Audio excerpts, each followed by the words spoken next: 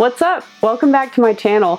If you're new here, my name is Holly and this is my booktube channel. I talk about reading and books, and sometimes we do readathons, and we have a lot of fun here, so I'm glad you found me. If you're new and if you're returning, I'm glad you're back. You may notice today I have a little mic on my shirt today. It's a new microphone to hopefully help with the sound a little bit.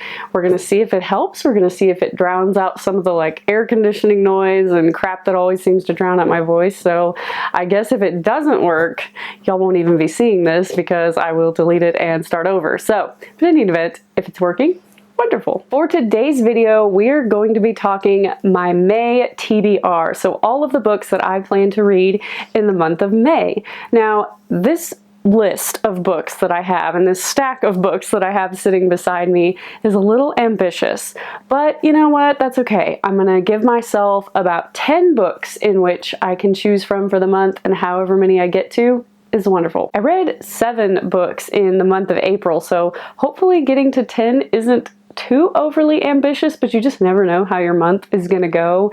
And for the first week of May, I'm actually participating in the Bookathon, which y'all saw that video. So there will be an entire week where I'm reading nothing but spooky middle grade. So that only gives me a few more weeks after that to try to get to all these books. So if it happens, it happens. Great. If it doesn't, I'm not going to worry about it. But in any event, I am going to show y'all which 10 books I have selected for the month of May. Grab some coffee.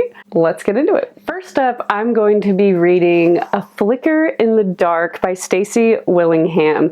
This is actually the book pick for the book club that I'm in with Faith over at Faith's Reading Things. I can't remember if the book club is the same name as her channel or if she called it something different. I'd have to look at my Patreon, but in any event, this is the book that was chosen to read for May, and it looks really good. Your main character is Chloe, and when she was 12, 6 teenage girls went missing in her small Louisiana town. By the end of the summer, though, her father had confessed to all the crimes and was put in prison for life. Oh my gosh. And then Chloe and the rest of her family were just left to deal with all of this. And this book takes place 20 years after all of that happened. And Chloe is now a psychologist, and she's getting ready for her own wedding. And she's really tried hard up until this point to have some happiness in her life, especially after you find out your father is responsible for the, I guess, murder of these 6 teenage girls. And it says that a local teenage girl goes missing, and then another goes missing. And all of a sudden, all those memories from that horrible summer come crashing back to Chloe, and she starts to feel really paranoid. She starts to see similarities and parallels between what's going on in the present and what happened in the past with her father. And she's wondering if, for the second time in her life, all of this is going to happen all over again. And it's saying that maybe she'll have a hand in unmasking the killer. I mean, I don't know much more than that. That's what the back says, but it sounds like a really fast-paced thriller. I think this made its rounds on BookTube at some point or the other, but it looks really excellent. I love a good fast-paced thriller, and I think it'll be excellent for May. So there you have it. That is Flicker in the Dark by Stacy Willingham. Next up is a book that I currently don't have the physical copy of because it is on the way. It was my book of the month pick, and as I'm filming this, it's May 1st, so I just picked it, and I picked The Last Word by Taylor Adams. I really don't know a ton about this book, but with the choices that were there for May, a lot of them were like contemporary fiction or literary fiction, and that's typically not what I gravitate towards, so I saw the single thriller choice for the month and clicked it, and honestly, I've heard good things about it. I think I might have even talked about it in an anticipated release video, so I'm definitely looking forward to it. Y'all, I can't make this up. I just got a notification from Book of the Month that said that my book is being shipped and is on the way. So, yay, it's on the way. And the blurb on Book of the Month says that while house sitting, Emma Carpenter starts encountering eerie things after posting a negative review of a horror novel. It says that it's a fast read, it's rugged, it's creepy, and kind of has writer's life vibes. And even Riley Sager did a little blurb on it and spoke very highly of it. So apparently, if you all want a little more detail, it says that obviously she posts this negative book review about a horror book, and she's living in this kind of remote location, and she starts to wonder if the author's a little off and dangerous. So it's kind of sounding like The Writing Retreat, which I think is somewhere behind me. I haven't read The Writing Retreat yet, but from what I've heard as far as reviews go, it kind of sounds similar, like where someone posts a bad book review and then the author gets mad and starts being creepy and doing weird things. Also similar is the book Misery by Stephen King, so that's kind of the vibe I'm getting from this. Yeah, so it kind of sounds exactly like that. She posts a 1-star review, starts getting into an online argument with the author himself, and then he maybe starts to stalk her.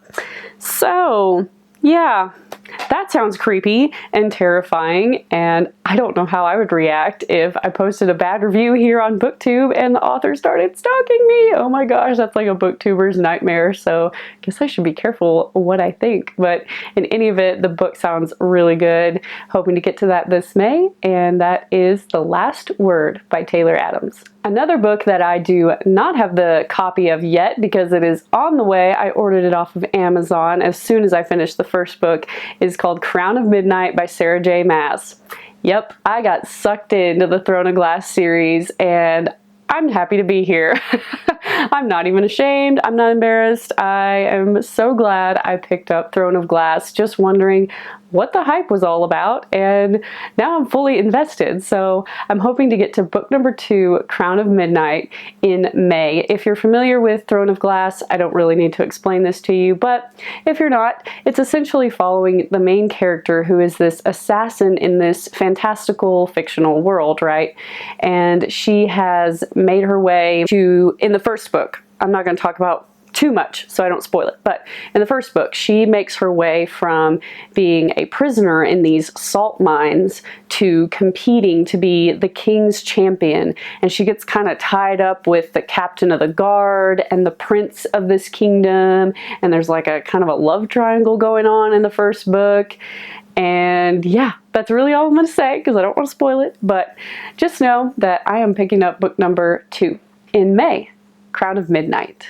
And again, I have another book that is also on the way. I picked it up off of Pango Books, and I'm really excited to get to it. It is called While Justice Sleeps by Stacey Abrams. I've heard about this one quite a bit. I've seen some people talking about it on Bookstagram. I think the first time I saw it on the Literary Lawyer's Instagram page. If you haven't checked out her Bookstagram, you'd really enjoy it. I love all her photographs. She always posts the most beautiful photographs of books and her cocktail that she's drinking, and she's an attorney as well and fellow Bookstagrammer, so I really like her content. And I saw her talk about this one and I thought, man, I'd really like to get to this one. And the book number 2, I think this is going to be a series because book number 2 is coming out later this month. So that was on my radar and I thought, well, perfect time to get to While Justice Sleeps. So in this book, you're following Avery. She is a law clerk for Justice Howard Wynne, which I guess is a fictional justice because I've never heard of him.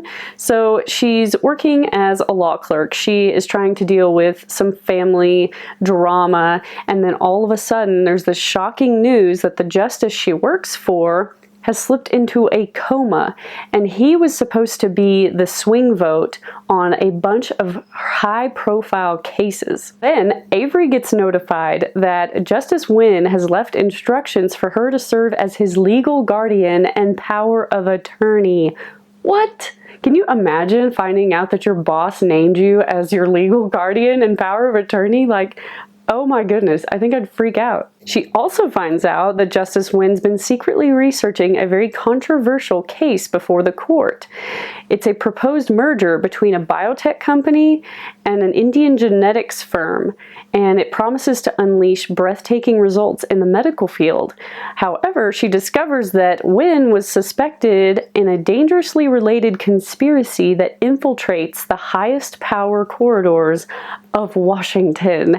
And the synopsis goes on much longer than that, but I think you kind of get the idea. It's essentially a legal thriller with a law clerk as the main character who's just doing her best to deal with some crazy family stuff and do her job well, and then she gets launched into being power of attorney for a powerful justice and uncovers a bunch of conspiracies and crap going on. And you know me, if you're new here, I'm an attorney, so legal thrillers just get me. I've got to read them, so I'm excited to get to While Justice Sleeps. The next 4 books on my list were actually chosen using one of those random wheel generators because I just couldn't pick this month. I was having a block on what I wanted to read, so I thought, you know what, for the next 4 books, I'm gonna let the wheel decide. And first up, the wheel decided on The Lying Game by Ruth Ware. This has been on my TBR for years. That's essentially what I did with this wheel. I put all the books that are still in my TBR in the wheel and just had it roll. And this was one of them. I don't know why it's taken me this long to get to it. I've heard nothing but good things. I just haven't picked it up. The tricky part about this book is that there's no synopsis on the back, so I really have no idea what it's about. All I know is that Ruth Ware is a pretty well-known thriller author, and my mom just read In a Dark, Dark Wood by her and loved it, so I thought, well, you know what? I'll pick up a Ruth Ware book and see what I think of her as an author. I seriously don't know anything because there's no synopsis on the back. All it says, there's a tiny little quote from the New York Times that kind of gives us an idea. It says, a single cryptic text, I need you, reunites 4 friends in the stippled light of an English seaside village just as surely as it signals readers that they're in the hands of a pro. I have no idea what that means. It says it makes good on its premise that tall tales have consequences, especially when they're exposed to the glare of truth.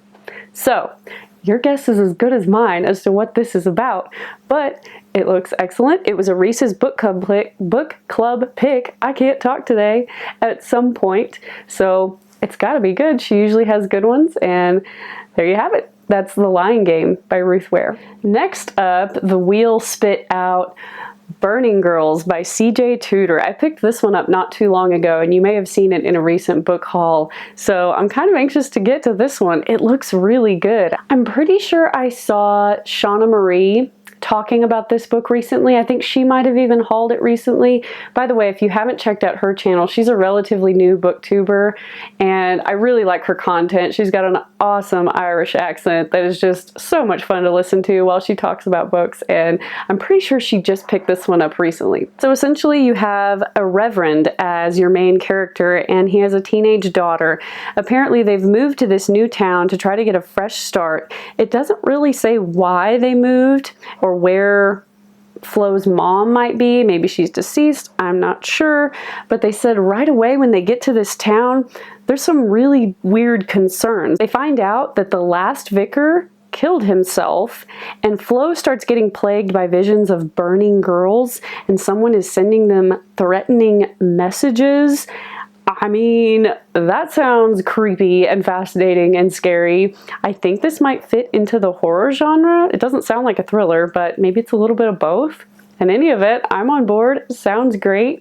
It's The Burning Girls by CJ Tudor. The next book that the wheel spit out for me is Vinyl Resting Place by Olivia Black. I've been wanting to get to this one for a while, and I just keep picking up other books, so I'm kind of glad that the wheel chose this one for me. It is a cozy mystery, and I believe it got released just recently, within the last year or two, and this is a relatively new series as well. This is book 1 in the series. I think book 2 might be coming out later this year if it hasn't already. But essentially, this takes place in Texas. And for those of you that are new, I'm here in Texas, born and raised in Texas, and I love Texas. So any book with Texas, I'm all about it. I'm not even sure y'all will notice, but my camera battery just died, so I had to take it out, charge it, and come back. So the frame may have shifted, lighting may have shifted, I'm not really sure, but it was kind of serendipitous, I guess, because while I was waiting for the battery to charge, the doorbell rang, and look what showed up. Check it out! I smell books. This feels like books to me. I've already kind of ripped open the top, and then I thought, you know what? I'm gonna show y'all. You'll get like a little impromptu unboxing. You'll get to see if these are indeed the books I was just talking about. Oh, that's so sweet.